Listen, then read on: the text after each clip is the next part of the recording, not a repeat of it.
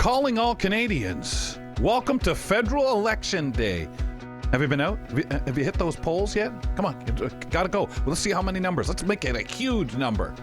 On today's show, April is Autism Awareness Month, and we're joined by Registered Dietitian Jackie Silver to explore how food's sensitivities affect people with autism.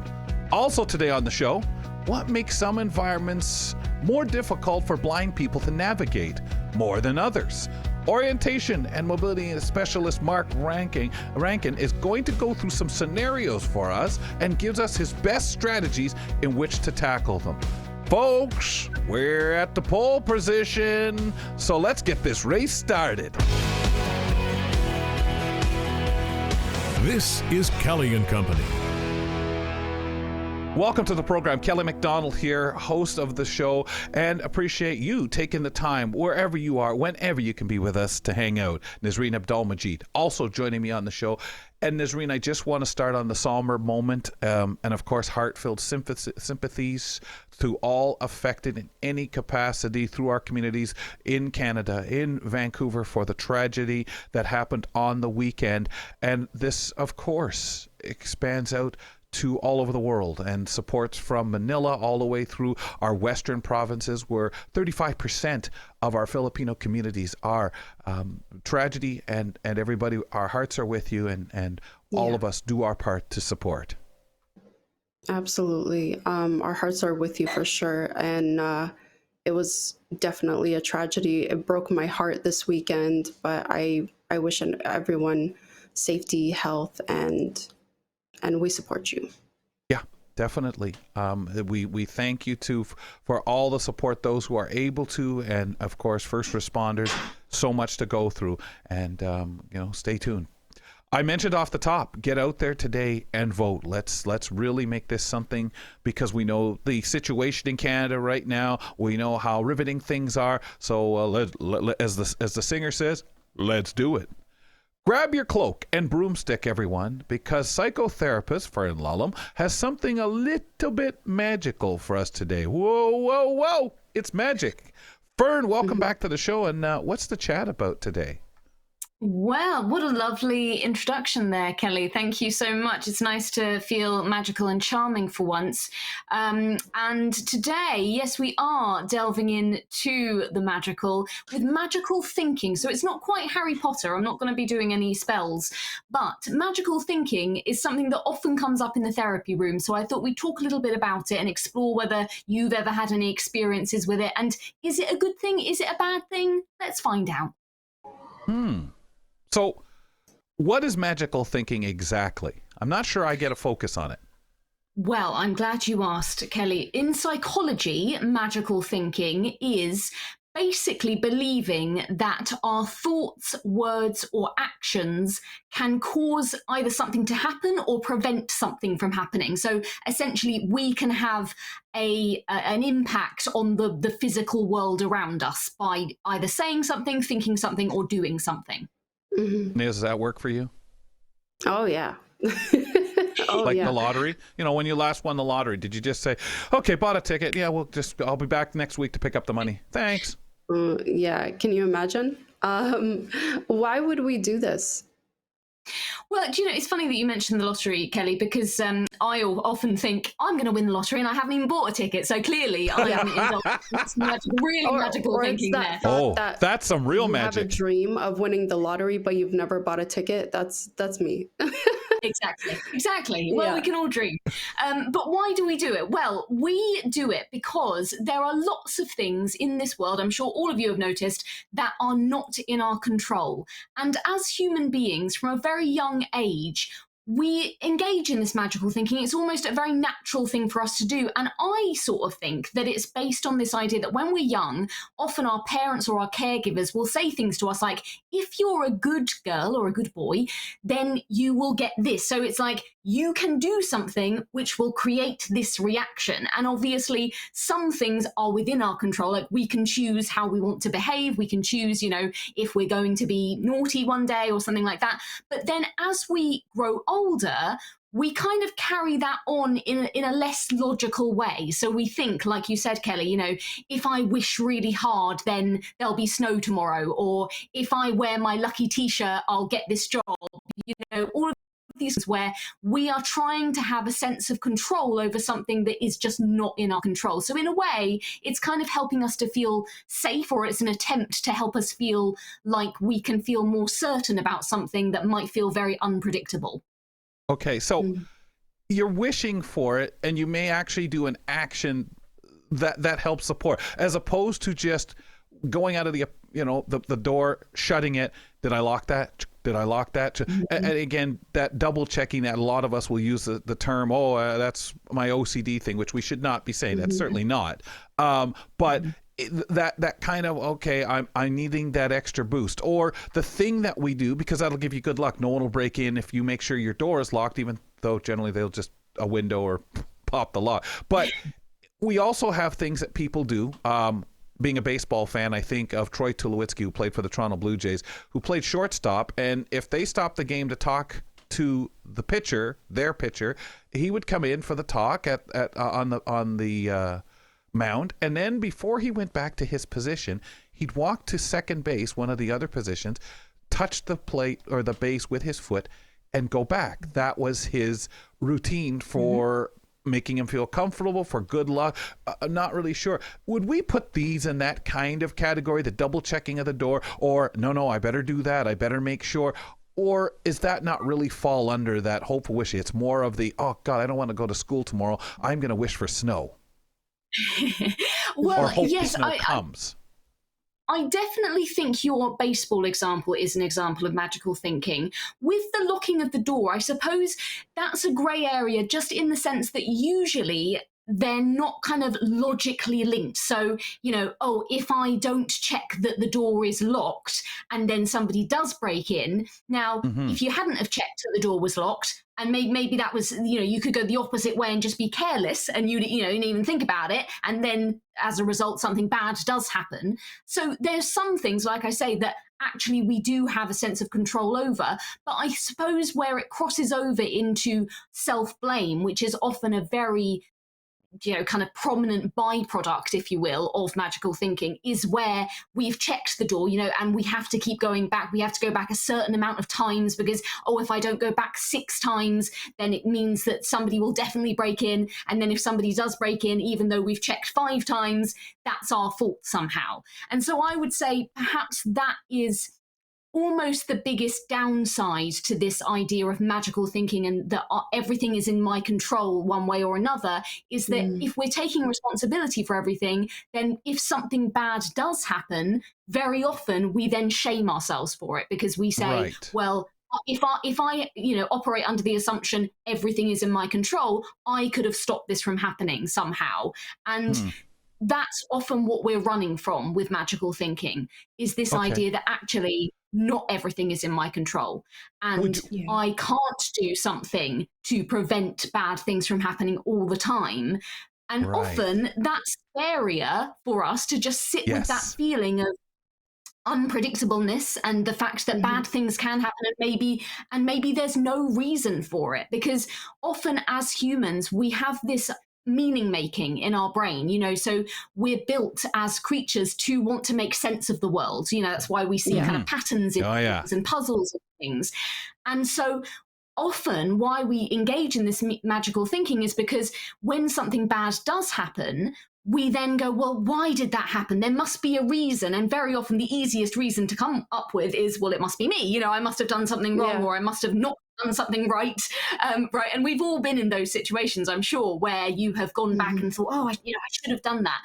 And actually, it's harder to just go, you know what, maybe there wasn't a reason for this. Maybe it's just bad, the way it bad is. luck. It's hard to accept that. Yeah. Very well, it's also the thinking of the glass half empty, half full thing. I used to always feel, well, I'll think of the worst that'll happen, because then I'll either be ready for it or it won't happen. Can that be helpful, or with the magical thinking serve a purpose? Yes. So I mean, I think that is such a common one, Kelly, to think I'm going to think of the worst case scenario, so then I'll be prepared for it. And I wonder how many people have done that, and when the worst has happened, have actually felt any more prepared for it. Because I think actually when it happens, I we expected it. just go, exactly. Because otherwise you're We just a don't go, negative well, person, right?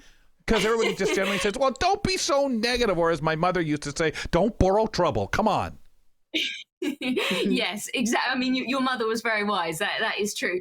And I think that we very often kind of try to prepare ourselves for the unpreparable, right? And that is again almost something that we're doing to keep ourselves emotionally safe in that environment. And I suppose if there is a benefit to magical thinking, it is that when it's done in little ways, so like you were saying about the baseball, maybe like crossing your fingers before a big speech, or something like that, where it's just quite non-intrusive. It's not requiring a lot of your time, your energy, or your effort. It's just something that you do very quickly. You might be, like I said earlier, putting on a lucky pair of pants or something like that, and that might help in the sense that it might just make you feel confident. It might just kind of give you a little boost in your brain. If you believe that this, I'm wearing my lucky t-shirt, that might make you behave differently because you have this belief that, oh, the world's on my side now, right? So in that respect, it can be helpful. I think when it crosses over to being kind of maladaptive and unproductive is when it is taking something away from us and we're kind of doing it out of fear or out of shame, or we're living in a state of fear and anxiety instead of living in a state of how am I going to, how is this going to help me? Is this actually doing me any good, or is this actually taking something away from me? And I think that's something we need to always be on the lookout for and noticing when we are engaging in magical thinking. Are there any alternatives to magical thinking? Well, I would say that, again, maybe the hardest thing to do is just to kind of be with yourself and decide that you're not going to be able to predict the future, that something might happen that's completely out of your control. Because often when we try to plan for things, like you said, Kelly, it's the completely unexpected that happens. It's the one thing you didn't account for that actually ends up happening. And so actually to meet ourselves in that moment and notice, oh, I'm going into magical thinking here. And what I could do as an alternative is to say, this isn't in my control, and I don't know what's going to happen. I'm not going to torture myself with it while I wait, but I'm going to kind of be with myself and know that whatever is coming, I will find a way through it. It might not be easy, it might be really difficult, but I can do that. And as well as that, and a very important point that we've already kind of mentioned here, if it does happen, if something bad does happen, that is not my fault. I am not, in control of the world and the good stuff and the bad stuff that happens. So maybe one of the kindest things that we can do is when something bad does happen, we can be with ourselves again and say, I'm not going to blame myself for this. This is really hard and I wish I could have done something to change it. But the truth and the reality of it is I couldn't. Right. Right. That acceptance. Okay, then, Fern, what magical thinking can teach you about oneself? What might that be? I think it can really teach us a lot about what we care about, and because what's behind a lot of our magical thinking is these deep desires of if it's something that we really don't want to happen, it's because we care. It's because, we want something good for ourselves, or we don't want something bad for ourselves or someone around us. And it's just a really good roadmap to thinking, what matters to me here? And if this is something that's really important to me, I want to savor this. So, if it's, I'm going to do this so that my partner doesn't leave me, for example, well, instead of, spending your time doing whatever action you're doing to try and force that not to happen or to happen, whatever it is, spend time with your partner, notice that and go, oh, this relationship is really important to me. I want to make the most of this and the best of this, and to come at it from a position of enjoying it instead of living in fear of it going away. And that takes a lot of courage. And I think that's the important thing as well about stepping away from magical thinking, is that real courage isn't about saying, I can control everything. It's actually about saying I can't control everything, and that scares the hell out of me, but I'm going to proceed anyway, and I'm going to be vulnerable and take risks and just have a real human experience instead of trying to, earn my way to some kind of happiness that is unattainable. Wow. Well, it is scary. Yeah. Like when you really try to tell yourself something, you need something to happen. Applying for school. Let's say you're trying to get into a course and you just want to find any way, because we are constantly self-doubting ourselves. Oh, my application's probably garbage, even though I put everything into it I could. Yeah. What happens if I've put everything into it that I could and I don't get in? What happens next as you're borrowing trouble, as you're looking ahead and you haven't even got the call saying, yeah, I didn't make it in, sorry. Yeah, exactly. And what a lot of this is down to is trying to earn our way, like I say, to some kind of payoff. So if I can be good enough, if I can make myself small enough, if I can fit into the, into the mold that you want me to be, I can create what I want in my life. And that might sound appealing, it's a very perfectionistic tendency. It might sound like, oh, that's good, because that means I can do something about it. But like we've said, the flip side of that is if it doesn't work out, you're then going to hate yourself for it. And that just isn't worth it. No. It sounds like a thinking that we get talking about different things, but this sounds like a thinking that most of us do. Like, there's a lot of times you stop and say, I don't think I go down that road, or, oh man, that's me totally. This is one of those things that some portion of this we all do. And I know we sit there and, hey, think positive. And I think sometimes we confuse this. Oh, I'm thinking positive about it. I wish, or I hope. And even if it's just that littlest thing that the weatherman says it might snow tomorrow. Ooh, I hope it does so I can stay home. Come on, snow. Again, I know it gets a bit bigger. Yeah, but I don't know if that, and again, we'd stop and say, well, that's not necessarily so harmful. But then again, there is the thinking of where you really do try, I want to win this lottery, but I'm not going to go buy a ticket. We'll see what happens. Yeah, you try to convince yourself to be so positive, but at the same time, in the moment, when you're really expecting something and it doesn't come up to you as what you expected, it's just hard to accept it in that moment and think positively. So it is a hard step to get past that, and as you said, really have courage to be like, okay, can't control it, it happened, I'm moving on, the next opportunity will come. Yeah, it's pretty absolutely. deep, Fern, because we mistrust ourselves, don't believe in ourselves so much that that's when we'll pull the magical thing. We sit there and say, you know what, it'll be I've done everything I could, I'll get in. But inside there's the little voice, no, you won't. You're a fool to think that. I mean, that's a great impression of the little voice. That is the voice inside my head. How did you know? Well, it didn't have the accent. Come on. It's a Canadian accent. Well, You got a Canadian voice bugging you. Fern, you have to do something about that. Fern, absolutely wonderful, really interesting topic, and really one that I feel broad thinking, because we do have to work on it, but yet there's a part of it that is hopeful and helpful. And instead of glass half empty, we need the dose of the glass, half full. Absolutely. Well, I'm keeping my fingers crossed that you have a great show. All right. Thank you kindly. And a magical think we do as well. Psychotherapist Fern Lulham joins us every other Monday to discuss various other topics that come up in therapy or come up for us regarding mental health as well. Nazreen Abdul-Majid, Kelly MacDonald here on the program. I know I'm the person that always thinks the worst that's going to happen, so I'll be ready for it. I won't be disappointed because it's what's happened. Oh, well, that kind of thing. Or look, no, it didn't happen. I was wrong. Because I always tell people, well, I'd like to be wrong, but, Yeah, we were I'm the opposite. I always get my hopes up about something, and it will be so disappointing when it comes. And it does become discouraging.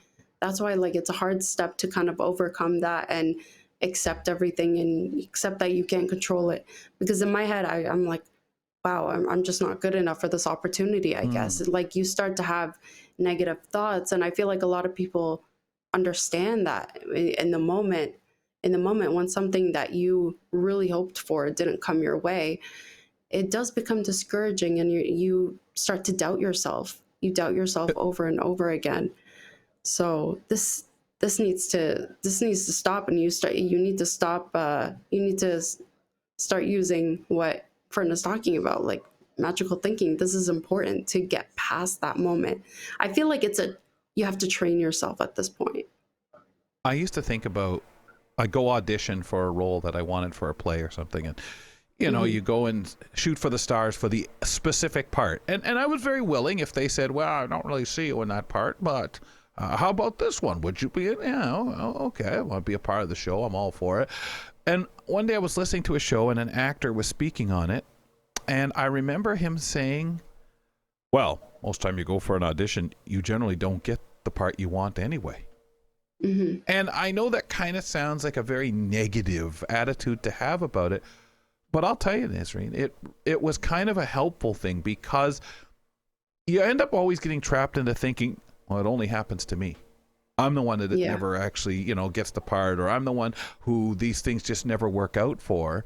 And that magical thinking, you can hope all you want, and you gotta, I can control some of this, or can I? Well, obviously I couldn't, because I must have did a terrible audition. And it doesn't have to mean that at all. You do a lot of the self-talking. Hey, maybe I just wasn't suited for the role. I'm not what the director and producer had in mind, whatever it might be. And I think some of that realistic stuff is there, but I think you also have to, I think I can as those positive things that keep you going. You just got to believe that and be aware, realistic and aware, but you really want to have the positive thinking if you believe in that karma. Mm-hmm. No, honestly, you're right. And it's tough, because there's always something there to give you the self-doubt. Folks, And we're looking for... You were always told that, you were always told that, everything happens for a reason. So whenever something doesn't come your way, you're like, okay, what is that reason? What is that reason? Yeah. Or and what's going to happen when one door closes, another open? Is there really something, or can you see what that positive thing is, right? Or what that door is, or are you too clouded? Yeah, exactly. We're looking for members of the disability community to join our AMI research panel. Our research panel guides us with every decision that we make over here at AMI, including programming, media consumption, and accessibility. Participants are compensated for all long-form studies. For more information or how to join, go to ami.ca/panel. We'd love to have you on board. You'd love to be a part of it. That contribution you can give, ladies and gentlemen, is really crucial to us. And I think it makes a lot of people feel a part of what we do, because you know what? You are part of the programming right here at AMI. Also, if you want to reach out to us, email us at kellyco@ami.ca and call us at 1-866-509-4545. Accessible Wellness for All is an initiative founded by Registered Dietitian Jackie Silver. The program offers virtual nutrition counseling for neurodivergent individuals in Ontario, New York, and surrounding states. Their approach is neuro-affirming, weight inclusive, and designed to simplify nutrition, making it practical and easy to follow. Dietitian Jackie Silver joins us now for a chat. Welcome, Jackie. Hi, thanks for having me. Great to be here. Great to have you. So how long have you been in the field, and how'd you get involved in this inclusive, accessible side of nutrition? Yeah, great question. So I just want to clarify. So my company's name is Jackie Silver Nutrition, and the tagline that I go by is accessible wellness. And so I started my practice in December 2020, so just over 4 years ago. And the way that I got into my niche, I always say it kind of just fell into my lap, because when I was doing my master's, I did a Master's of Health Science and Nutrition Communications at Toronto Metropolitan University, and we had to do 10 months of dietetic internship rotations. And one of my rotations was with Special Olympics Ontario. So I got to run cooking classes and nutrition workshops and great resources for athletes with intellectual and developmental disabilities. And that was really awesome. Such an amazing experience. I absolutely loved it. And it was there, and I was the first nutrition student that they had ever had. And they have 10,000 athletes in Ontario. And so it was there that I started asking myself, why or I started realizing that, an athlete is an athlete, no matter what your ability, no matter what your intellectual capacity, and all athletes deserve to be treated like athletes. Not that they aren't with this organization, but that, I believe that eating and nutrition is such an important part in fueling and improving their performance and recovery. So when I graduated, it was right at the start of the pandemic lockdowns, and I had all this time on my hands, and I decided, you know what, I'm gonna start my practice and see what happens. And originally I wanted my niche to focus on physically disabled people. I myself have a physical disability, so that was something I was passionate about. But that niche never took off, to be honest. And when I was starting my business and looking at how to market, I made a profile on this healthcare directory listing, and they had, a list of like medical conditions, and they had autism and ADHD there. So I kind of naively checked that off because I was like, oh, I worked with Special Olympics athletes. A lot of them are autistic. I'll check that off. And then I started getting all these requests and realizing that there's not many people filling this huge need. And then and I wasn't really getting many requests for people with physical disability. So I decided to go all in with this niche and really specialize in it. I'm curious, Jackie, and I know I'm just asking you to kind of surmise or think or come up with something here, and maybe you don't really have an answer for it, but it interests me that you didn't have a lot of people interested with physical disabilities. Is that you would think, and I know people in wheelchairs, for example, and you think of the importance of what kind of exercise they can get, especially down the road, and what kind of nutritional value now for the years to come, especially since working out for them in a different way, getting exercise is a totally different environment and potentially, and some people it's not really an option, but the nutrition level and taking care of oneself that way, maybe it is. I'm just curious if you have any thoughts that, or is this one of those areas that you think in years to come people are going to start saying, hey, this is a real problem for this community, lack of. Well, I definitely see that in the autism community. Like, a lot of people are saying, oh yeah, it's so amazing what you're doing. It's so needed. But yeah, honestly, you're right. I have not seen that. That's interesting. That type of enthusiasm, but like, nutrition is so important for folks with spina bifida and spinal cord injury. They're at higher risk for diabetes, high cholesterol, osteoporosis, bowel issues, bladder issues, pressure wounds, and nutrition plays a really vital role in all of those. So my thought was perhaps that people in the spinal cord rehab, like if they're in rehab after a spinal cord injury, they do have a dietitian there, so perhaps they're getting their information there. And I think also a big barrier is probably finances. For sure. Not being able to afford to work with me, although I do offer a sliding scale. And maybe just people were not, maybe I wasn't marketing properly. Maybe not enough people knew about me and how. Well, you hope something like Ontario Disability Support or the provinces would recognize this as, because again, you're speaking of people too, who, like you said, the nutrition that might be there after someone's been in an accident or something, or acquired the disability through some other means, but it's the people who are born, maybe go through school, don't even have the clue of the importance. So like so many of it, I mean, let's face it, everybody could use that guidance whether we want it or not. Okay, I was just curious because it kind of surprised me. Disabilities mentioned often in broad strokes, and I'm kind of curious what kinds of people, challenges, and situations that you feel you work with the most, or what you might experience outside of what you've mentioned already. Great question. So majority of my clients are either autistic or have ADHD or both, and we call that ADHD. autism and ADHD. I also work with clients with intellectual and developmental disabilities who are living in group homes or perhaps living at home with their families. I've worked with a few people with spina bifida and spinal cord injuries, and a few people with multiple sclerosis. Okay. Wow.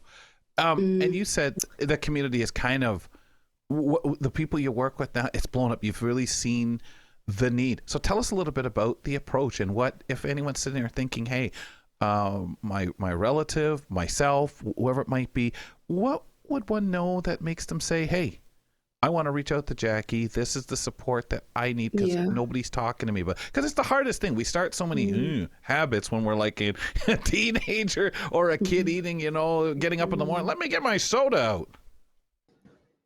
All right. So do you want to know for each of those populations that I mentioned? Yeah, whatever you feel in the sense of what you've learned and about people reaching out to you, what they've felt, and you felt their key where the need for them is, and reasoning. Anything you feel like wherever you want to go with that. Sure, absolutely. So first of all, I'll say I work with kids, teens, and adults. Oh, I've also worked with a few people with cerebral palsy. That's another one. And so I would say with autism, the biggest struggles that come up are food aversions, sensory sensitivities to different textures. So I'll help clients with expanding their diet, especially, coaching parents with young children who are autistic, how to expand their diet. I also work with autistic adults to either, optimize their diet within their safe foods. And by safe foods, I mean foods that they're comfortable with, not ones that they have an aversion to. And if they're looking to expand, I will come up with creative ways to help them expand. Meal planning, executive dysfunction is a real challenge with folks who are neurodivergent. So the ability to plan, prepare, and execute on tasks, specifically with meal planning. If you think about it, there's a lot involved. You have to choose recipes, come up with a grocery list, order the groceries, or go grocery shopping. You have to plan when you're going to cook. You have to actually cook it and then decide, are you going to freeze? How are you going to portion? It's a lot of mental energy involved.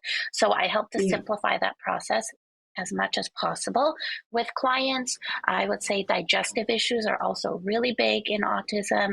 There's quite an interesting link there. So I'll see a lot of clients who have constipation or IBS or food allergies. Binge eating is common in ADHD. So I'll see people who have suppressed appetites from their stimulant medications during the day. They're not eating, they're skipping meals. And then when the meds wear off at night, their appetite comes back and their body goes, oh my gosh, I did not eat all day. I need to eat all my calories now in 20 minutes. So they'll end up overeating at night. Right. Also, I work with folks on interoceptive awareness of hunger and fullness cues. So in autism and ADHD, those internal signals are dulled. So I teach them how to recognize when their body's telling them that they're hungry, when their body's telling them that they're full, instead of waiting until they're absolutely famished and then eating to the point of feeling so uncomfortably full that you can't do anything. And then with spinal cord injury, I've helped folks with pressure wounds that were not healing. So optimizing protein intake and caloric intake for that. That's a big one that comes up. Oh, sorry, totally just blanked. Bowel issues, so neurogenic bowel. So they're, the spinal cord is not sending those signals to their bowels as well. So we work on optimizing fiber and fluid intake to support that. And also general healthy eating, meal planning. And I'll also see people who have just been diagnosed with diabetes or prediabetes or high cholesterol, and they're looking for someone who really understands their disability or understands their brain, and is not just going to recommend, complicated recipes with 50 ingredients and 50 steps, because that's not going to work for their brain. So they want someone who's neuroaffirming, so who is respectful of their neurodivergence and can help them, improve their blood work in that lens. Yeah. So how can we be more sensitive when approaching the topic with our own kids, with friends, with colleagues, without necessarily exclaiming, "Oh, you're just a picky eater." Mm, yeah. So, okay. So I would say the worst thing that we could say to people who are experiencing selective eating, as I like to call it, is just eat more vegetables, just eat that Hmm. fruit, just eat that meat, because they can't. They want to. They really want to be able to eat healthier, but their brain is just saying, no, I can't do that. I can't Hmm. tolerate that texture. So first is to have that compassion and respect, and really, I would say, try to understand their perspective. Maybe get curious. Maybe you can ask, what is it about this food that is hard for you to eat? What is it about, is it the texture? Is it the smell? Is it the sound it makes in your mouth when you're chewing? And can we come up with some alternatives that feel comfortable and safer for you? Hmm. Yeah. Wow, yeah, so true. Wow.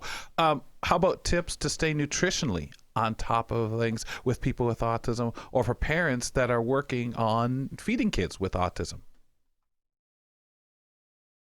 Okay, so that's a pretty broad question, I would say. And generally, Hmm.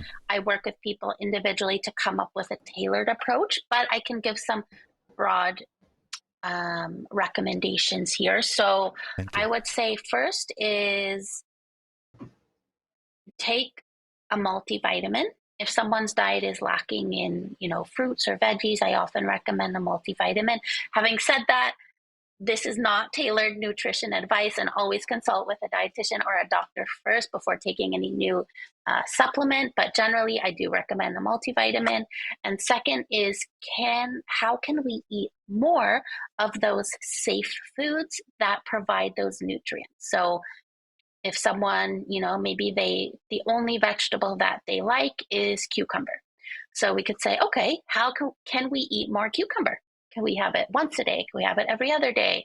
If the only fruit they'll eat are raspberries, can we have some more Hmm. raspberries?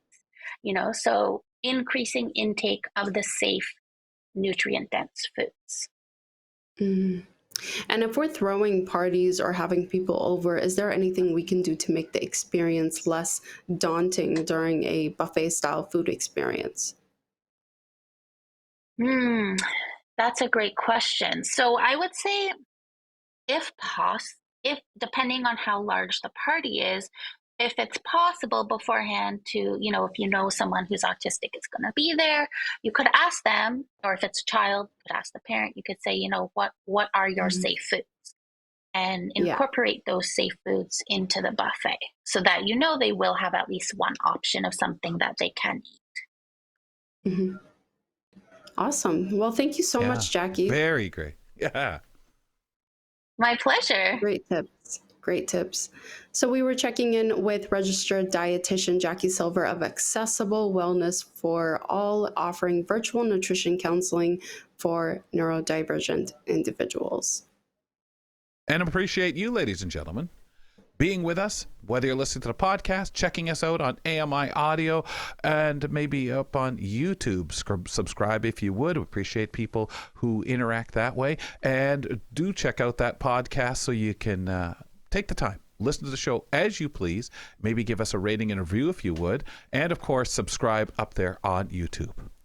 So, some environments are just plain difficult to navigate as a blind or low vision person. What makes these scenarios a little challenging, and what strategies could we use to manage them? Well, let's chat about it with Orientation and Mobility Specialist Mark Rankin as he joins us on the program. Welcome back, Mark. Good day to you. Good day to you. Nice to see you both. So, as an O&M specialist, are you challenged by the same things that we are? I think we'll find out as we chat. But actually, a lot of these things were also for me. Now I trained in old school where we would spend a lot of time under blindfold or with low vision simulators. So these were also things that I struggled with traveling under blindfold myself. And maybe that's a sad sign that I'm still struggling with them as an instructor. Mark, do they still train people that way for that experience? Is, we hear so many times that don't make sighted people do this or sighted people do that. They can never ever put themselves in the shoes of the disabled person, but there's a level of value to what you're describing here for that training, so you can at least somewhat relate, not become, but relate. Yeah, no, you don't get an appreciation for what it is like to live with significant vision loss. You do get an appreciation for what it's like to travel without the use of that particular sensory input. So it does help in really testing whether the strategies you're teaching somebody will actually work. And also you get to anticipate kind of what sort of things are really going to be things that you'll react to when you don't have that visual input. So it's still done. The difference now is, so in Canada with the academic programs being at University of Montreal and at UBC, they have a shorter period. It's a more academic focus. It's a 2-year program, but the actual time under blindfold would be maybe about half of what we would have done. So I taught at the UBC cohort a few years back when the pandemic didn't allow people to travel. And I mean, it was useful, but I noticed that they didn't quite get to the point, like the ones that did it sort of when we would spend 3 months, 3 days a week, you would eventually get to develop a little bit of echolocation and sort of those sort of things that I think are really difficult for folks who are sighted to really get an understanding of. Unless you've actually got to the point where you're sort of starting to be able to do it a little bit, you don't realize how important other sensory input is to your ability to travel. But anyway, that's that's kind of an aside. But it's interesting. Yeah, it is still a good way to develop an appreciation of how those techniques work. Yeah, and be able to figure where those potential challenges. But of course, now you've got all that history.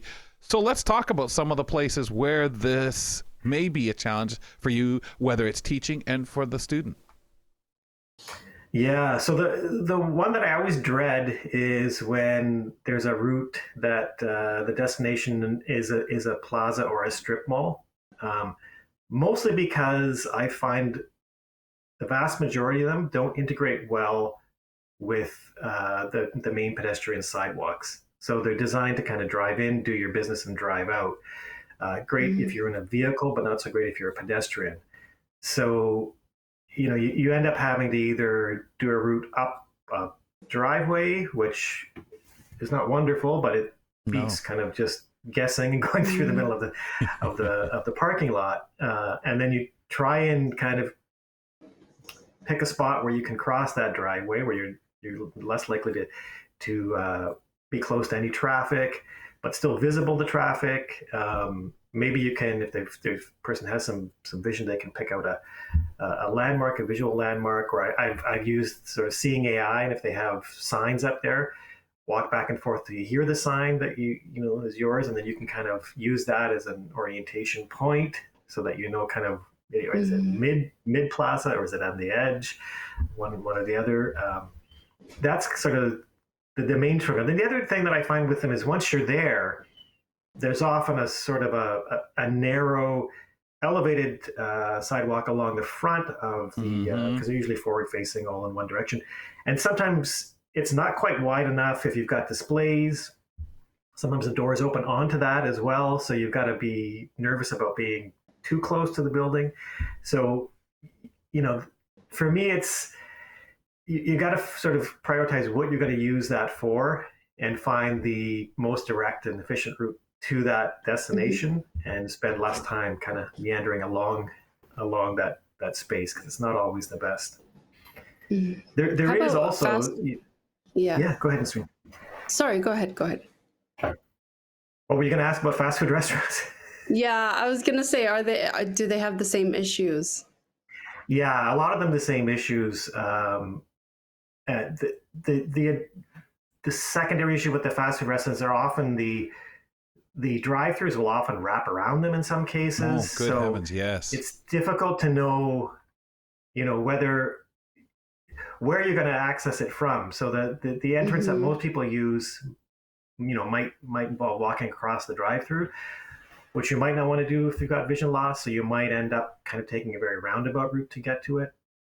There is a strip mall in, it's on Trethewey, kind of near Black Creek, and it kind of offers the worst of both. It's got a strip mall with Tim Hortons attached to it, but the drive-through for the Tim Hortons, the exit is in the middle of the strip mall, and it's you wouldn't notice. It's kind of, there's still a roof over it. It's like a So you're walking along the strip mall, suddenly there's a car. Oh wow. Yeah, it's a very, very strange design. Anywhere where you get, and I know we do over at the shops at Don Mills, there's some of those little openings where you're walking and it's covered over and there's a car there, or you say, is that parking or what is that? Or if it's a roadway to go somewhere. But I would think the same difficulty, and we'll go to malls in a second, but one of the areas that Montreal, Toronto, obviously London here, we don't have it, but the pathways. And there are problems because of the no rhyme, no reason business there is finding a way out and a way in, but also you can't use your native GPS that you might be so used to due to the fact they're underground.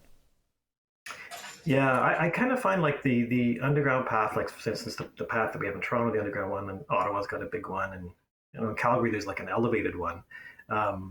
There, shopping malls and those paths sort of present some of the similar challenges, in that there's a lot of issues. I find they're very highly reflective. They often have very highly polished floors and walls, lots of marble and things like that. So you do get a lot of glare. Occasionally there'll be natural light, and so then you'll get spots where you kind of have a spotlight effect, and then you go from that into sometimes a darker region. So for low vision people, it's a real challenge. And then, like you said, it's not a grid. It's not, it doesn't translate to say the kind of techniques we learn to maintain orientation, say in a city streetscape, which kind of left, right, north, south. All those things are kind of easy to keep track of. But yeah, down there you're often at an angle. When those angles intersect with a sort of a more open areas, it's difficult to project a line across it because there's usually a lot of other features in the middle of that space. So yeah, lots of, those ones. Now I will say, I've used Soundscape more lately in some malls. And I found that while it's not great for navigating, you can still get call outs for locations. So you can, for instance, do like, what's ahead of me? If you hit the ahead of me button, it's very good in Yorkdale. And again, that might be just because it's mainly a kind of a one level mall. It seems to be the map. OpenStreetMap must be updated fairly regularly by folks for Yorkdale, because I'll get really accurate call outs for stores up and down behind me or in front of me. I just turn and I'll do that.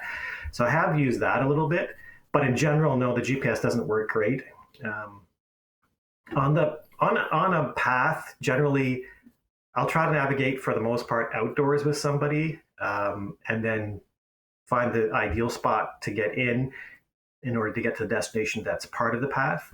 Although I have had some folks completely blind who've mastered long portions of the path, and all I can do is maintain a state of awe for their ability to do that, because I don't think I would function as well as they do. Well, in so many ways, they're an ideal controlled environment for the most part. That would be so wonderful if you could have that access, if it had the play where you stay dry. But people always say, well, what in your environment changes? Well, obviously weather affects where you're going, what you're doing, what you can hear, what you can't. But it would be wonderful in the places that have these indoor paths and stuff like that, have almost any shopping that you could want to do off of it or a way into so many places. Boy, would it be wonderful if they were more accessible, straighter, more it's a little less nonsensical in their directions going all over the place because of the stability. I also wonder, Mark, we're getting a lot now, all of us being influenced by the glasses. And when you talk about using some AI in some form to read something to you, to navigate, to point or show, whether you're using an IRA app or something, I'm going to guess that the future looks pretty bright for using glasses, so you aren't throwing yourself off, holding a phone up or doing something, risking it being taken. The problem, of course, is the financial commitment to that. And of course, GPS would still be an issue in some of the circumstances we're talking. But are you seeing a future where they're going to help with these troublesome environments so much more? Because at least if I want to know, what's that? I'm turning towards what's that instead of what's that with my phone up in the air. Yeah. I have had clients have a good experience using IRA and things like it. And transit stations is one of the ones that I also worry a lot about. Yes. So navigating through like Union, because there's also stuff like sometimes there's queues, and how do you know where the queue starts, or how to access the kiosk when there's a big lineup with stanchions and you don't know where it begins or ends. So I have had people use IRA, and it's been really good. I've had someone use Be My Eyes. It's a little bit less reliable, but once you kind of get on the right wavelength with your volunteer, it works pretty good. I know I keep hearing that the Meta glasses are gonna be updated eventually to do like sort of live kind of video interface where it can describe stuff as it's taking video. I don't know when that'll happen, but I mean, eventually that would be kind of the real kind of step forward, where you can get like almost real-time description of your environment and then kind of interrogate it to get more detailed information about what you're looking for. So that, fingers crossed that'll happen. Well, and it would be that person stopping. I mean, you're going to have to stop, because you're getting any data if that becomes the way it becomes, and it could become a little bit too much as it is. Do you want to talk about trails, unpredictable, fast traffic, and bicycles, and all the things we deal with, and that dog that wants to come over and say, "Hey, how's it going, Mark?" Yeah. So multi-use trails, they're becoming more and more a thing that municipalities want to implement. And I consulted with the city a few months ago about where, and it was specifically around making the connection between the path and the intersecting sidewalk, and it intersects at a spot where there's a pedestrian crossing at a lighted intersection, but it's not a four-way intersection, so there'd be pedestrian only crossing in one direction. There's a bus stop just adjacent to it, and then the path itself hits the sidewalk at an angle so that it doesn't intersect at a 90 degrees. So it's really difficult. You could if you're shorelining, say for instance, the edge with your cane, or even if your dog is kind of hits it at that angle. You may end up continuing in what feels like the same direction, but is actually a gradual, 90-degree change in direction. So you could end up going north when you started the path going west. And so the city's looking at doing something with some tactiles.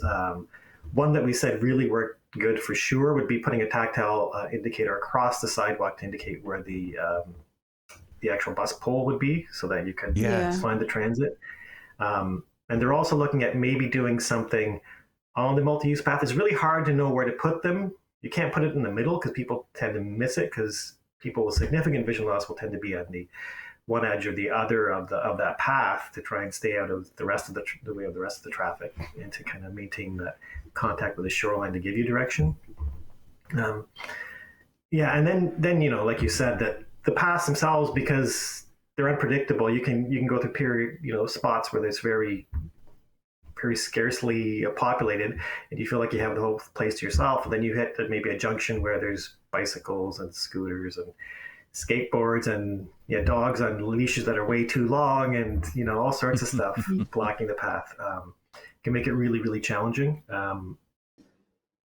There's some where you really, the best situation is to to provide a dedicated path for pedestrians and steer them out of the way of the other forms of and especially I'm thinking of along the west end of the Lakeshore Path here in Toronto.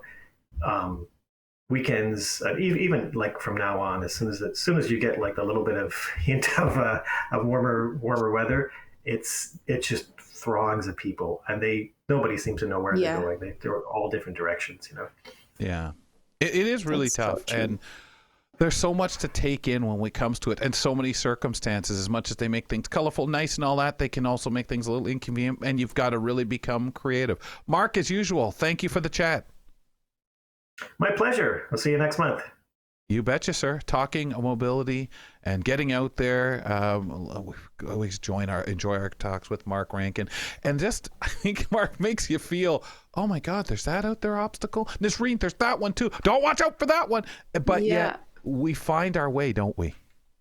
We do find our way. But he brings up so many good points that, damn, there's just so many obstacles that we didn't even think about. But awesome. We find a way. We do. Folks, talk to Nisreen out on social media. Follow us on Instagram and Twitter at Kelly & Co. AMI. By the way, we're being lazy tomorrow. Meetings. We're not going to be here. No show on our Tuesday. We'll be back with you on the Wednesday edition of Kelly & Company. Nisreen and I hanging out with you and, of course, our contributors and all the people that we enjoy to talk to every day on the program. Once again, no show Tuesday. Back with you Wednesday. Fedora's off to you. Have a wonderful day. Thanks for tuning in to Kelly & Company. Follow us on all social media, and don't forget to like and subscribe to the channel for more.